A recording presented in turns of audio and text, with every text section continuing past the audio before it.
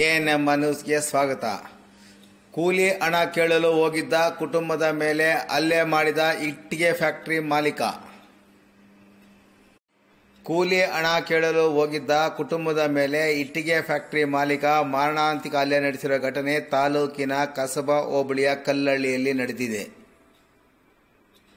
ಹಲ್ಲೆಗೆ ಒಳಗಾದವರನ್ನು ಕೂಲಿ ಕಾರ್ಮಿಕರಾದ ಚಿಕ್ಕಣ್ಣ, ರತ್ನಮ್ಮ ಮತ್ತು ರೋಜಾ ಎಂದು ಗುರುತಿಸಲಾಗಿದೆ. ಹಲ್ಲೆ ಮಾಡಿದ ವ್ಯಕ್ತಿಯನ್ನು ಇಟ್ಟಿಗೆ ಫ್ಯಾಕ್ಟರಿ ಮಾಲೀಕ ಶ್ರೀನಿವಾಸ್ ಎಂದು ಹೇಳಲಾಗಿದೆ. ಹಲ್ಲೆಗೆ ಒಳಗಾದ 3 ಜನ ಗಾಯಾಳುಗಳು ಇಲ್ಲಿನ ಸಾರ್ವಜನಿಕ ಆಸ್ಪತ್ರೆಯಲ್ಲಿ ಚಿಕಿತ್ಸೆ ಪಡೆಯುತ್ತಿದ್ದಾರೆ. ಶ್ರೀನಿವಾಸ್ ರವರಿಗೆ ಸೇರಿದ ಇಟ್ಟಿಗೆ ಫ್ಯಾಕ್ಟರಿಗೆ 2 ದಿನಗಳ ಕಾಲ ಕೆಲಸಕ್ಕೆ ಹೋಗಿದ್ದು, ಅದರ ಬಾಬತ್ತು ಕೂಲಿ ಹಣವನ್ನು ಕೇಳಲು ಹೋದಾಗ ಮಾಲೀಕ ಶ್ರೀನಿವಾಸ್ ಕುಪಿತಗೊಂಡು ನಮ್ಮ ಫ್ಯಾಕ್ಟರಿ ಹತ್ತಿರ ಬರುತ್ತೀರಾ ಎಂದು ತಗಾದೆ ತೆಗೆದು ಮಚ್ಚಿನಿಂದ ಹಲ್ಲೆ ಮಾಡಿರುವುದಾಗಿ ಗಾಯಾಳುಗಳು ಆರೋಪಿಸಿದ್ದಾರೆ. ಗಾಯಾಳುಗಳ ಹೇಳಿಕೆಯನ್ನು ಪಡೆದುಕೊಂಡ ಗ್ರಾಮಾಂತರ ಠಾಣೆ ಪೊಲೀಸರು ಮುಂದಿನ ಕ್ರಮ ಕೈಗೊಂಡಿದ್ದಾರೆ. ಎಎನ್ಎಂ ನ್ಯೂಸ್ಗಾಗಿ ಟಿಪ್ಪು ನಗರ ಇಮ್ರಾನ್ ಪಾಷಾ, ಚಿಂತಾಮಣಿ.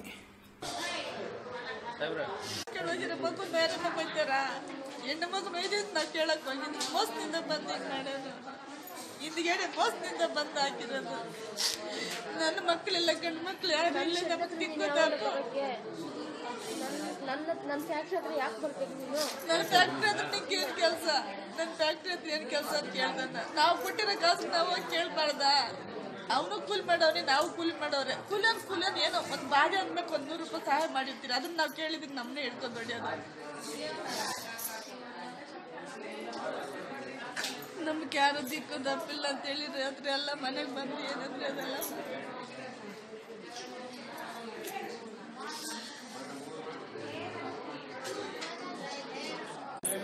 ನನ್ನ ಫ್ಯಾಕ್ಟ್ರಿ ಹತ್ರ ಕೆಲ್ಸಕ್ಕೆ ಹೋಗಿದ್ದೆ. ಒಂದು ದಿವಸ ಕಾಸು ನನಗೆ ದುಡ್ಡು ಕೊಡ್ಬೇಕಾಗಿತ್ತು.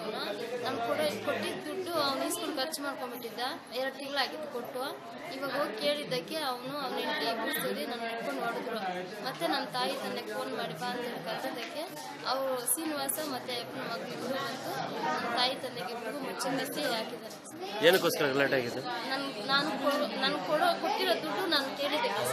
ಎಲ್ಲಿಗೆ ಹೋಗ್ತಾ ಇದೆ ಕೆಲಸಕ್ಕೆ? ನಾವು ಫ್ಯಾಕ್ಟ್ರಿಗೆ 2 ದಿವಸ ಹೋಗಿದೆ ಕೂಲಿ ಕೆಲಸಕ್ಕೆ.